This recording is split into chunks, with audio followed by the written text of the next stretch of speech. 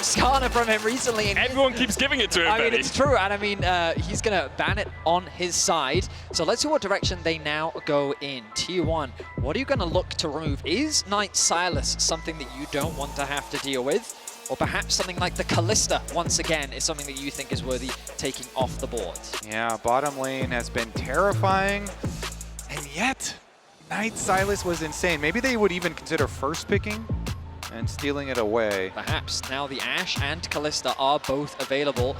This is an important choice for BLG. Do you ban away the Ashe and then give over the Kalista, which is partially why we see the Varus ban as a solid answer into the Kalista. They're going to take away the Vi instead, so all AD carries are available.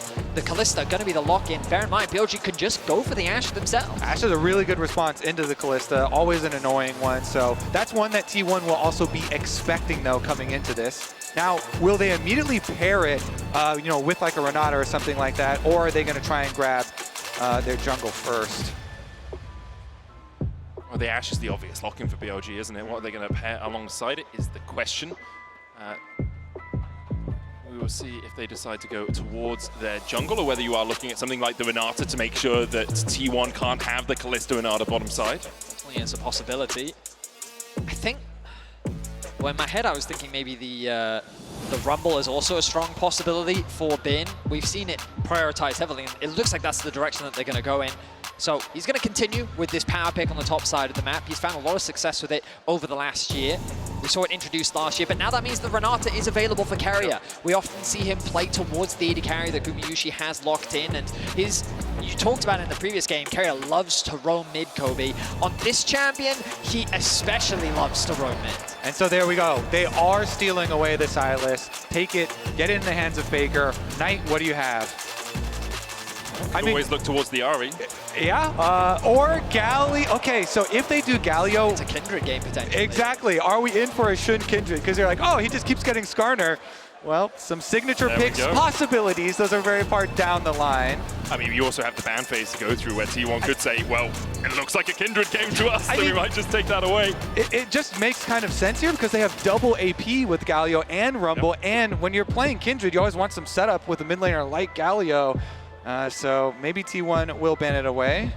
I don't want Maybe not. He could still just play like Xin Zhao or something. I don't want to overcook, but there's always the world where the Rumble goes bot lane, and then there's still a counter pick top for Bin. For now, we'll assume that it's on the top side of the map, given that we're seeing these top lane bans come through. The Gnar going to be taken away, and there's the Kindred. So it seems that T1 had the same read that we did.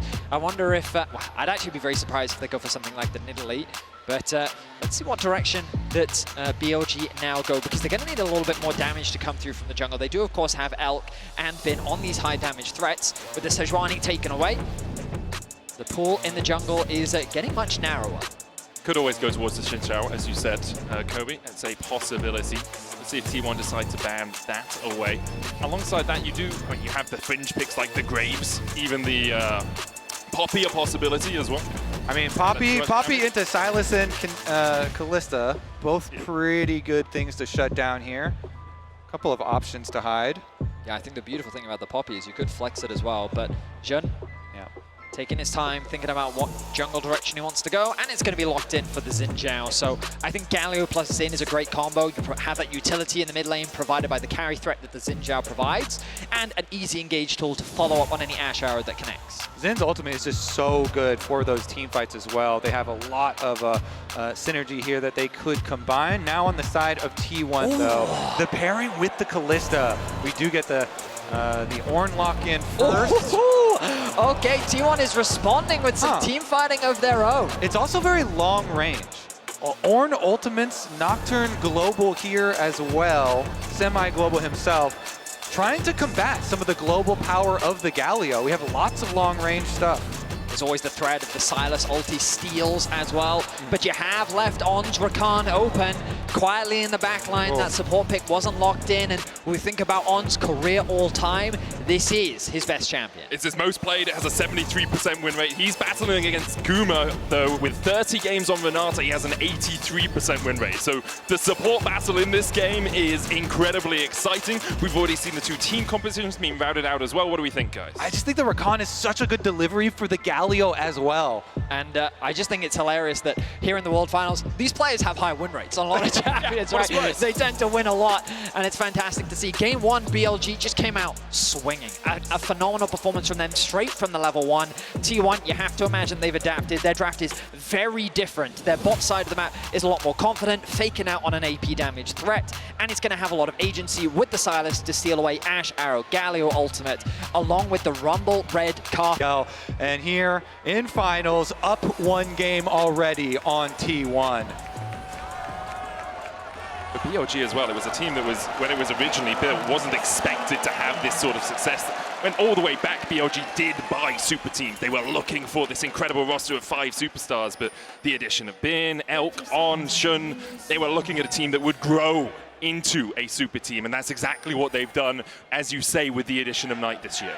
Bro, they have onto the biggest stage with the entire world watching. They get the double knock-up already. Keria's down to half HP. He's going to have to flash. Gumayusi cleanses away from Knight. The chase continues. BLG flashing forward. The heal coming out. Gumayusi now slowed by the Ashe. And you can't escape the quiver of Elk. First blood again to BLG. Are you kidding me? Another one. Level 1 first blood for Elk. In the exact same spot as game 1, Gumayusi will lose his life. Summoners blown. And T1, they were just trying to get some vision, get a bit of early information, maybe even drop a ward into BLG's bot side jungle. But the collapse from Ornn and Elk, the chase down of the Ashe, means that BLG draw first blood. Elk flashes forward so he can get the slows onto Guma, and it's enough. They get both his summoner spells. I mean, a lot of summoner spells were also used offensively by BLG, but it is still going to be the lane swap after the first blood here. T1 will go topside. Gumayusi and Keria trying to get away from the power of Elk and Ornn. Obviously, Ornn good in lane swaps as well, can absorb a lot of pressure, pretty tanky. He's going to get knocked up here, though, and Zeus might have to burn the flash to get away. Elk with the slows, just going to chip him down to about 190 HP. Yeah, Zeus couldn't get the timing there. He's trying to get in range for experience on those minions. Takes a lot of damage for it, and now we have Bin going mid to soak experience and do a lot of damage. Faker taunts it up, the Electro Harpoons go into him, but he's able to hold on to the flash for now. We'll catch this wave as it crashes towards his tower. Bin making a beeline towards the bot lane. I mean, I really think they need to set up for a dive onto Zeus. He actually hasn't gone back to base. He's at about 50% HP. You'll notice Xun still on the top side of the map, pathing towards his bot side. Typically, you'd see this split map situation, but both junglers have had access to their side of the map. And actually, because Keria cancels his recall there, they might make the call to go for the extra pressure on Bin, who teleported in, but it doesn't look like it. Level 2, he acquires it. Meanwhile, Zeus? He's level 1. He's about 1 minion away from level 2, so 2 tower shots should be enough to tick him over. On here, it's level 2 of his own. Xun coming in as well to bolster this attack. Zeus underneath the tower. Able to flash away, gets the double knock-up, and look at Ornn, he's about to be turned off! Ornn goes down, Xun almost falls to, escapes that final tower attack. Ends up being a 1-for-1 trade, but I think BLG's happy with this. Look at all the farm that's being lost. Zeus needs to TP back in quickly to soak up as much XP as he can. The good news is the threat of a redive isn't possible for BLG. Meanwhile, on the opposite side, Bin had a smart ward earlier over that wall to see when Oner would come to pressure him off that wave, and Bin stuck around to soak up the 2.5. His level now on the Rumble before getting chased out. Keria looking for Ornn here, Gumayusi here as well. Ornn just trying to shepherd Bin in towards the tower. You can actually see Knight using the TP here. Guma still no flash, no cleanse. The Grand Entrance going to get a knock-up. Knight flashes across the wall. Shielded Durant for the double taunt, and now the Flame Spitter is doing a lot of work. Guma's going to be brought back with a veil out, but can he survive? Down to 100 HP. Knight, the battle dance from Ornn keeps him alive. Oner still chasing, and he rips through a Knight. Now Faker joins the party. A handshake from Keria is one Bin did not want to take. Bin goes down as well, and T1 have 3 on the board. T1 answer back so well on the top side of the map. Knight tries to punish the flash, the spot lane of T1, but they just don't quite have the damage to take down Gumayusi, and that allows T1 to find the turnaround. Yeah, look at this. Initially, Keria peels Bin even further back. That handshake will be important because the flash over from Knight, they got the double taunt into the almost combo there onto Guma, but then they have to back off because, like you say, Keria put the bailout on him, and then Oner goes up with a passive auto from Nocturne, gets the kill, and the chase down. Guma as well in that skirmish recognizes Ornn, tries to get that last auto attack, and takes a quick sidestep backwards to avoid that last auto. Beautifully played by him. And T1 find themselves with the kill lead here in game 2. This is what we wanted to see. Not going down without a fight. Gumayusi not able to secure any of those early kills, but Faker and Oner in a prime position to carry. But it's also why we talked so heavily about this Renata as a possibility for Keria. You can see not only the handshake, but also the bailout doing so much work when you have the map split like this. Alongside that, the hostile takeover just stops any team from really being able to dive you as the game goes on. Keria is absolutely sublime on this pit. Now, we've got 35 seconds until the grub spawn. You'll notice that Elk has chosen to reset, making his way back out towards mid, where Ornn is already there. There is an experience advantage in favor of the T1 support, but Elk already ticking over to level 5 as Knight has actually moved down towards bot lane. No TP available for Knight or Zeus means they can't really get involved. And I wonder how impactful that's going to be, because do you really want to try and fight a Xin Zhao this early on over the grubs? But T1 do have a lot of pressure on the top side of the map. Yep, you can see Knight moving up the river now already on the Galio, transitioning over to the objective. Xin has the brush. No W will hit there onto Keria, though, for the poke. Very close level 6 for both Knight and Faker. Those are going to be crucial levels for the upcoming fight. Tick now for Knight and Elk as well. Yep, soaks it in mid lane here. This could be dangerous for T1. BLG going to start up the grubs. Xin on them. On still only level 3. Has the flash, has the heal. They'll get one with the smite. Handshake pulls on back, but he can dance out with that W, and he'll manage to get to the relative safety of this top lane tri-bush. T1 will find 2 grubs for their own as they forced BLG away. Yeah, Zeus also able to walk up. He just barely got his level 6 on that Ornn, so big Ornn ultimate coming through. BLG don't want any part of that. It's going to be one of the kind of hangover effects of the lane swap, is that Bin is going to be down in experience here in the 1v1 if they do matchup, but they see them. Almost out of vision, but they do get spotted. You can see Ornn trying to dance in there. Elk immediately using the cleanse because he knows T1 can continue to advance. Keria holding the handshake there to get rid of that summoner from BLG. Knight hovering around the top side jungle, ready to leap in at a moment's notice. No TP available for Bin. Bear in mind, he's still only level 4. He's being denied a lot of experience. With Zeus having the ultimate available, the threat of a dive is a real possibility. Faker keeping his pressure up in mid lane, about to tick over to level 7. T1 will be able to get the first plate of this push. They're second in the top lane. Bin is catching the wave in mid, not yet level 6. Yeah, I think it's a good defense there from BLG. They make the call, they sacrifice bottom lane, it's okay. Bin rotate over towards mid, catch that wave, so he can safely get some experience while the rest of BLG trying to defend on the top tower. The big wave on bottom side is going to crash on bot soon, though. Bin has to go. Yeah, Bin has to go, but that leaves room for Faker to roam up top. Now they can guarantee numbers advantage, and they can set the sights on the tower. Bin shows now. Do T1 pull the trigger? Do they go for the fight? Zeus was trying to hold the wave. They couldn't quite do it because BLG had enough numbers to force him away. The equalizer that Faker stole away does a little bit of chip damage, but not much else. Unlocked up for the moment as Faker looks for that abscond dive. Dot can't quite land the chains. Keria and Gumayusi pushing through the wave now. Paranoia coming out. Call of the Forge God is stopped. Zeus dashing forward. The shielded around for the taunt blocked by Oner. The knocker coming out as well as BLG trying desperately to defend the hero's entrance. Cancelled as T1 fight 2. Xin forced underneath this turret as well as BLG are walking away wounded. Such a good play for T1. There were a few seconds left on Bin's teleport. He could not join. They forced the dive on, looking for any recallers. I mean, T1 is sticking around. The TP will come through. Xin already down. Bin walks into a scarred battlefield. He'll still take out Gumayusi. In the end, T1 unable to get that extra plate, but they do find kills in the top side. I do feel that this game, BLG is just running around the map trying to keep up with T1. The pressure that Faker kept in the mid lane, the fact that Zeus had already ticked over to level 6 and they were bleeding so much XP, a nice arrow connects onto Zeus, meaning that he can't follow up with his ulti, but he gets a flash away, a nice spell shield from Oner. The 2-man knockup from Zeus was crucial, allowing Guma to just free fire onto the back line. Yeah, and the start of it, Guma had tanked 2 tower shots while trying to walk to the rest of the team. Then goes for the ult into flash, follow, and then the repeat on the dive here. Xin trying to do something, and it's only going to be Guma, the sacrifice on the other side, him not having flash from the earlier play. But when we get back into game, I want to keep track of the experience and the levels that people find themselves at, because right now I feel like T1 have a big advantage. Level 7 on the top side, so Bin has been able to catch up. In the mid lane, Knight has also been able to close that gap.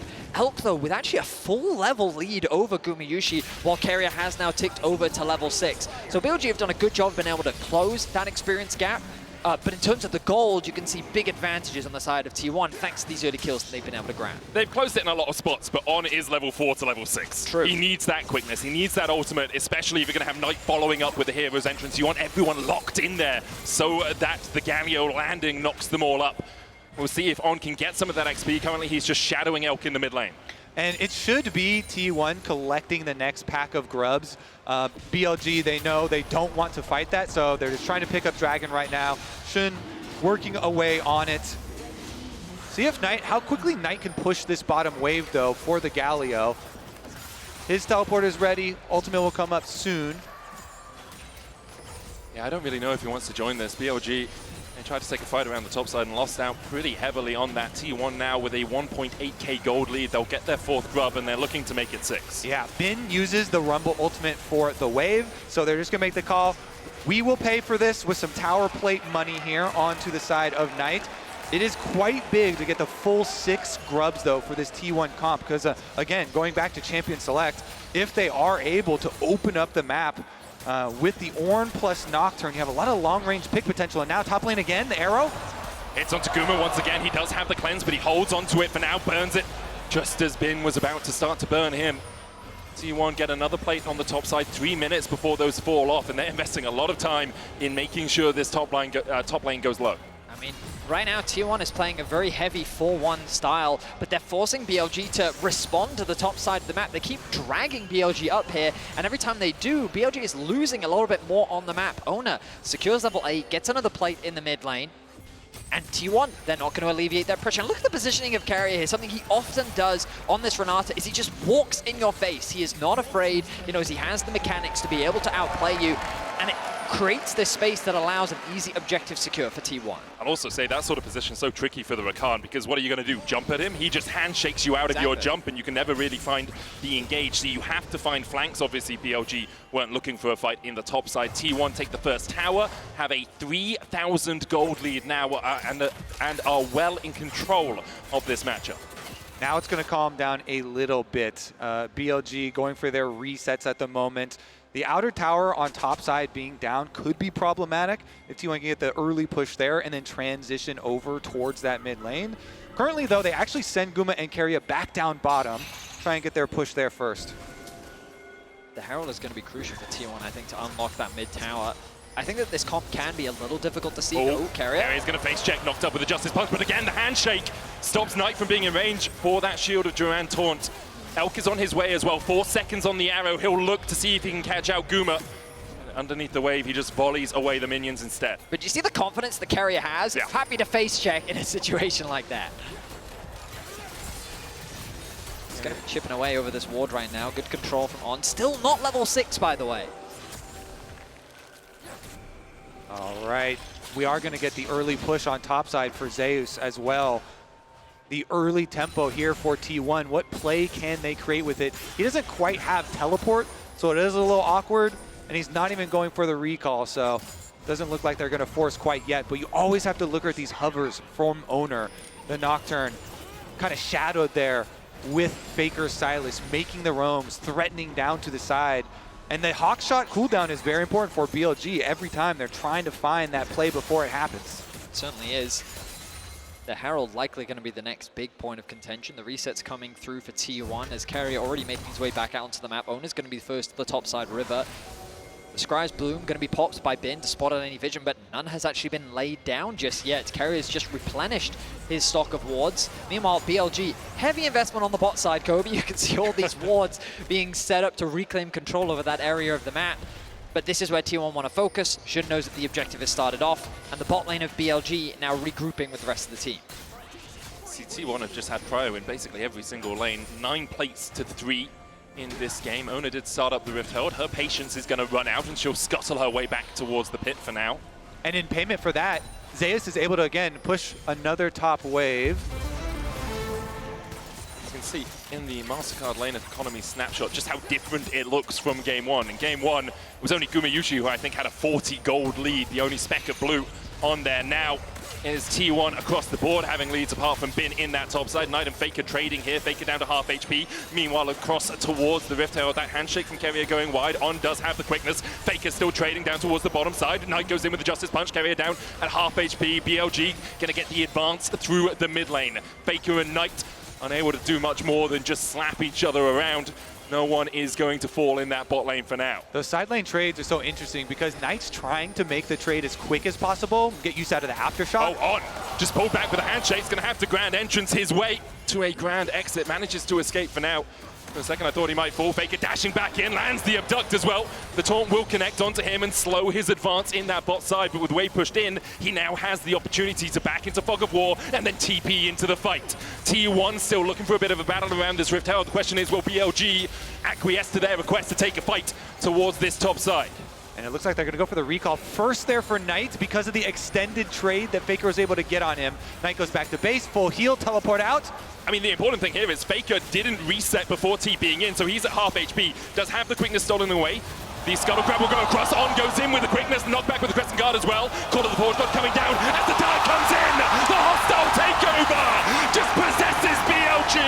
It's two already. The hero's entrance. A swift exit back to the fountain for Knight as T1 clean up the fight. It's just a bloody brilliant re-engage, isn't it, from T1? Just as BLG find that nice knock-up, Jun goes in, actually knocks Faker over the wall, but then the wombo combo comes back in, and T1 find the fight that they've been looking for. Oh, that was so juicy with the Ornn and Renata there.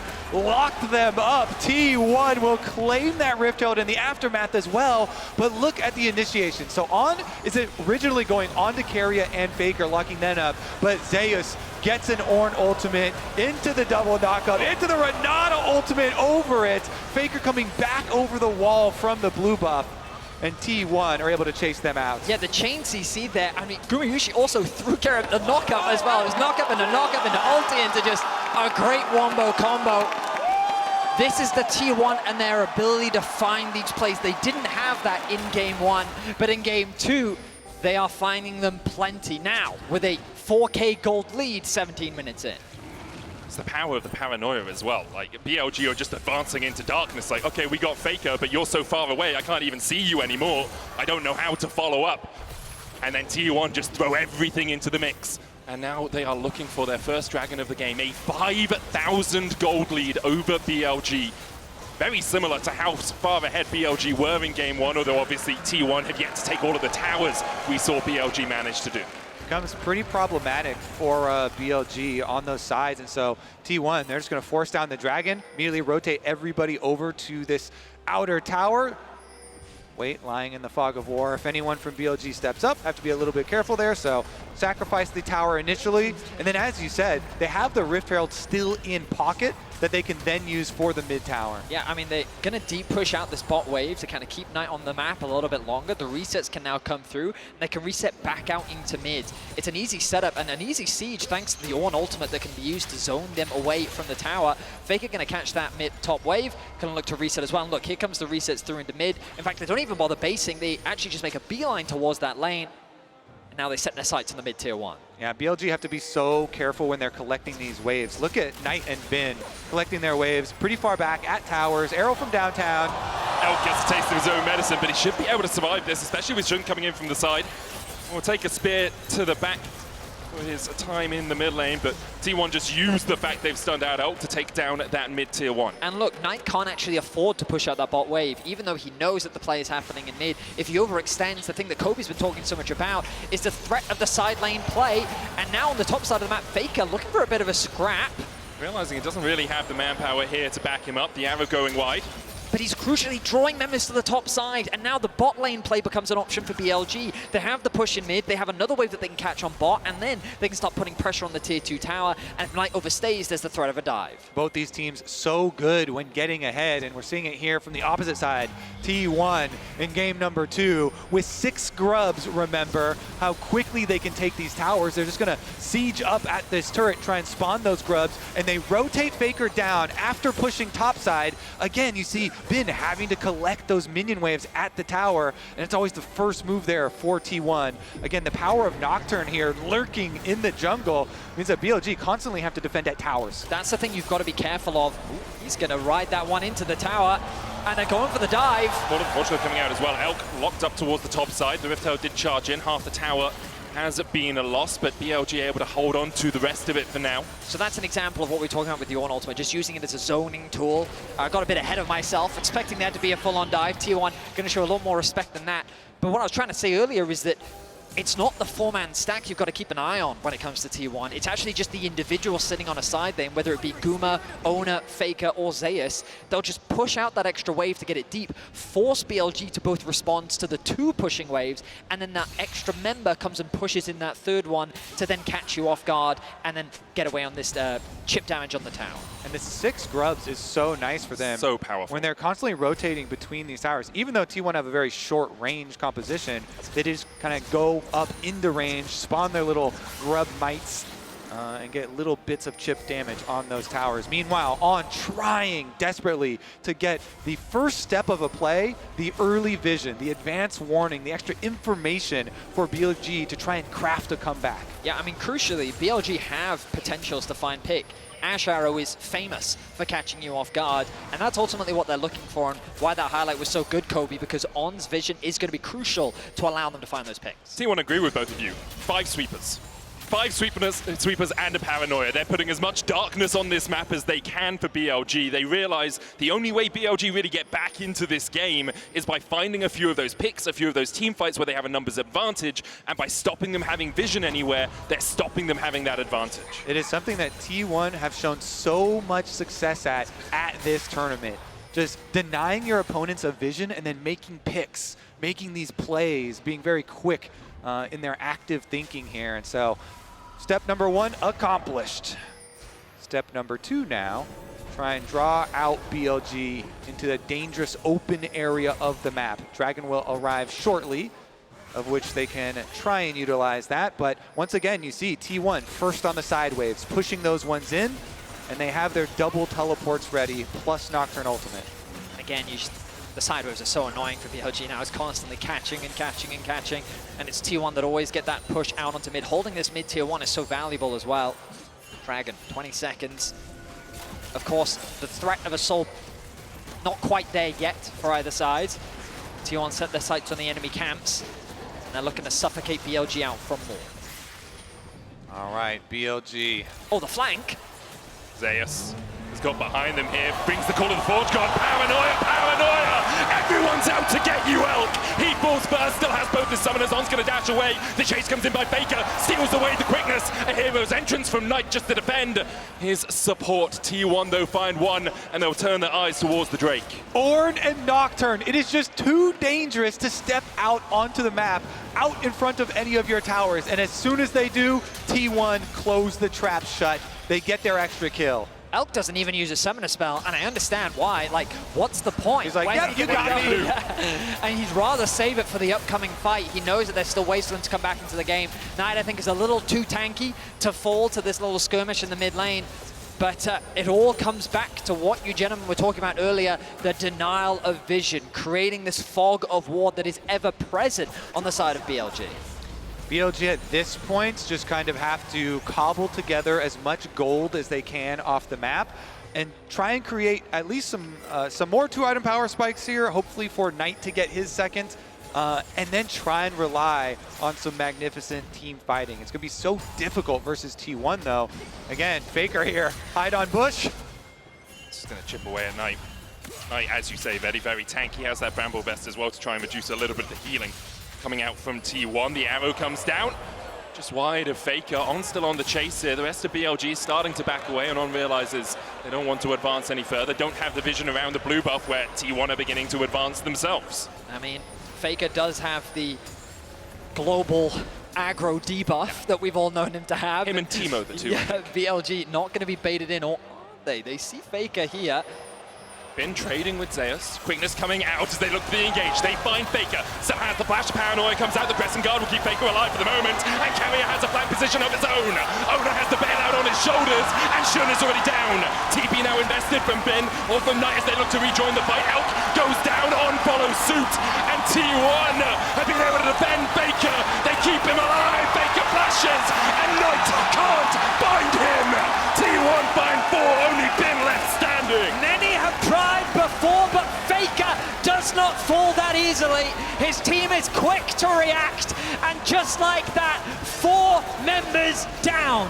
T1 will secure the Baron. BLG knew we are falling behind. We have to make an attempt at a pick ourselves. They try and go at Faker, but T1 pounce in response. It's just the one player that is so hard to catch, and that is not because he is an individual, makes these crazy outplays, it's because his team is so quick to respond.